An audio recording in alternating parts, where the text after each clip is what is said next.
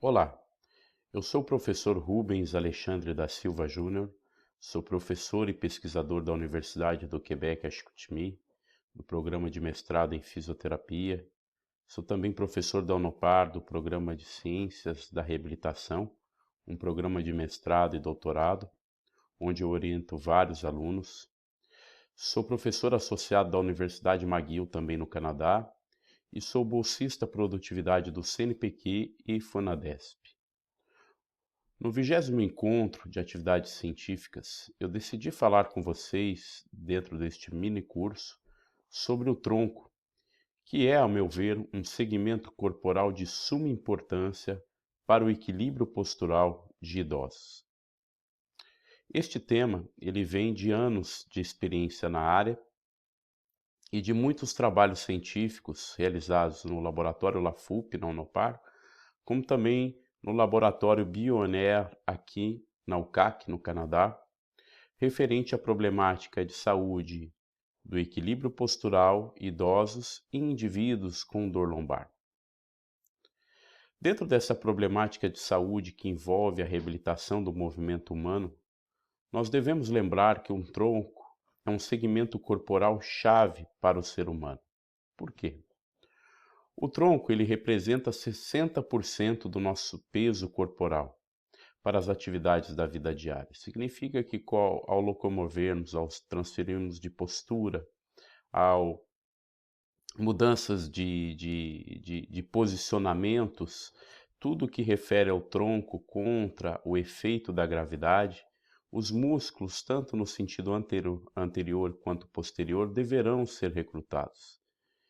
Sendo assim, a cada dia, 60% do nosso peso corporal é trabalhado pelos nossos músculos em termos de sustentação da carga. Nós sabemos também que a dor lombar, ou a lombalgia, como muito conhecida, é uma das disfunções de maior importância no mundo da área da saúde. Por quê? Porque a lombalgia ela tem uma prevalência de 70% a 80% a nível mundial e ela aumenta em relação à idade e ao sedentarismo. Nós sabemos também que a lombalgia ela não é, de uma causa única, então estabelecida como multifatorial, desde os aspectos genéticos, características corporais, hábitos de vida, principalmente condição física e psíquica. Podem ser elementos determinantes para desenvolver uma dor lombar. Como exemplo, a fadiga dos músculos ou a fraqueza, em especial a fadiga, eu chamo a atenção, é um dos preditores para uma primeira lombalgia e para as incapacidades a longo prazo referente a trabalhadores na vida ativa. É importante ressaltar que esta dor, este efeito patológico, pode alterar também o nosso equilíbrio postural. Nós sabemos que a lombalgia inerente a uma condição física, vale ressaltar que provavelmente os músculos estão mais fadigados. Assim, eu posso criar um sistema de instabilidade postural e, consequentemente, cair ou levar a quedas. Quando nós abordamos as quedas, nós sabemos que de uma forma prevalente ela é encontrada nos idosos. Assim sendo, dor lombar, desequilíbrio, idade avançada, eu se torno muito a risco de desenvolver uma queda, que é um dos problemas de saúde mais importantes no mundo de hoje. Neste trabalho científico, publicado em 2019, assim recente, na revista Gait Posture, uma das revistas mais importantes da área, eu e minha equipe de pesquisa determinamos então uma seguinte pergunta: qual é o efeito da idade, qual é o efeito da dor lombar no recrutamento dos músculos do tronco quando eu estou em estado de equilíbrio postural? Obviamente, eu escolhi uma das posturas mais desafiadoras para testar o equilíbrio, que é a postura unipodal. Neste trabalho, então, participaram 20 indivíduos sem dor lombar e 20 participantes com lombalgia crônica. Esses participantes eram pareados pela idade e sexo, significa que nós tínhamos uma distribuição iguais em termos de quantidade de homens e mulheres e de indivíduos jovens e idosos. O protocolo experimental era realizado dentro de um laboratório com equipamento de alta tecnologia, a plataforma de força, no qual o indivíduo escolhia então a sua perna de preferência para se manter em apoio unipodal por 3 vezes durante 30 segundos. Ou seja, nós realizávamos então 3 repetições com intervalos de repouso entre elas e utilizávamos então a média dessas repetições para poder analisar então os distúrbios de equilíbrio, tanto dos indivíduos com dor e sem dor e de diferentes idades.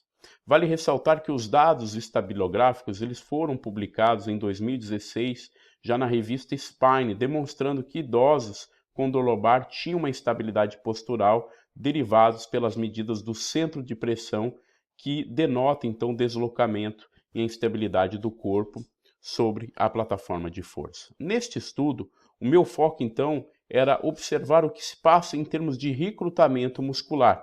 E eu escolhi então os músculos mais importantes do tronco, desde a região posterior, anterior, como também a região do membro inferior, lado posterior. Nós escolhemos então os músculos mais importantes como o multifídios, ilicostal lombar, o reto abdominal, como também o bíceps femoral, que é um dos extensores do quadril mais importante. E ele participa também da extensão do tronco. Esses músculos eram então avaliados por meio de eletrodos que eram posicionados corretamente na direção da fibra muscular. Durante então a tarefa de equilíbrio, nós tínhamos então de forma sincronizada o registro do sinal elétrico desses músculos participando durante o ato motor. Durante 30 segundos, nós realizamos então um janelamento que nós chamamos para poder analisar o dado após filtrado e retificado o sinal por meio de um parâmetro ilustrado como root mean square. Este parâmetro ele é capaz de avaliar então a amplitude da atividade elétrica de cada músculo durante a tarefa. Para poder comparar os músculos, como também comparar os idosos versus os jovens, indivíduos com dor e sem dor, nós usamos um procedimento válido da literatura que se chama normalização do sinal eletromiográfico. Esta normalização foi determinada neste estudo como taxa de utilização muscular. O que vem ser isso? Vem ser, então, um MG que é, durante a tarefa, durante os 20 segundos que a pessoa se posiciona em unipodal, normalizado pela atividade máxima daquele músculo, pela própria tarefa, multiplicado por 100%. Assim nós tínhamos, então, a porcentagem de ativação de cada músculo participando na tarefa.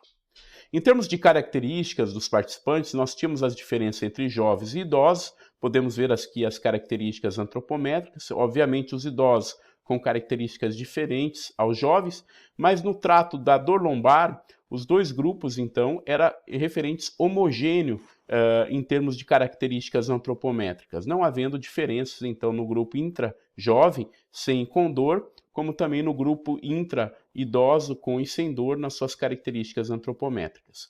Aqui nós observamos os questionários clínicos, a dor, a incapacidade funcional e os medos de realizar o movimento, e nós determinamos que a nossa amostra tinha uma condição dolorosa moderada, mas uma condição de incapacidade mínima para realizar as atividades da tarefa diária. Como resultados científicos, por meio de análise de variância, que nós chamamos a ANOVA, nós podemos então contrastar tanto o efeito da patologia, ou seja, da dor lombar, sobre os músculos, como também da idade sobre os músculos e a interação entre eles. Como nós não havíamos uma interação significativa, nós sabíamos tudo o que acontecia na patologia era único para o jovem quanto para o idoso. Assim também o que acontecia com a idade era único tanto para dor e sem dor. Então nós podemos observar que o efeito da patologia e idade está presente nos músculos lombares e nos músculos abdominais, ela ora está relacionada à idade, ora à patologia, como nós iremos observar com os gráficos seguintes. Nós podemos então observar nessa imagem que a quantidade de recrutamento dos músculos inerentes às diferenças entre jovens e idosos é vista como uma menor ativação para os idosos e também uma menor ativação para o grupo com dor lombar. O que vem a ser isso? Os idosos apresentaram uma menor ativação de 25% e do reto abdominal de 10% do que os jovens. E quando nós olhamos a patologia, principalmente em cinza, nós podemos observar que há uma redução da ativação muscular lombar de 15% e uma maior coativação, ou seja, os músculos abdominais devem compensar o estado doloroso lombar quando comparado a indivíduos sem dor lombar. Mostrando aqui, então, a importância do tronco. Os resultados mostraram que a idade avançada e a patologia lombar sim tem um grande impacto no recrutamento dos músculos do tronco. O tronco é de suma importância para a prescrição de exercício, no intuito de melhorar o equilíbrio postural e auxiliar na prevenção de quedas, e mesmo nesse estudo nós observamos então a eletromiografia como ferramenta para avaliar o equilíbrio postural associado ao segmento do tronco em idosos com e sem dor lombar. Muito obrigado a todos e bom evento!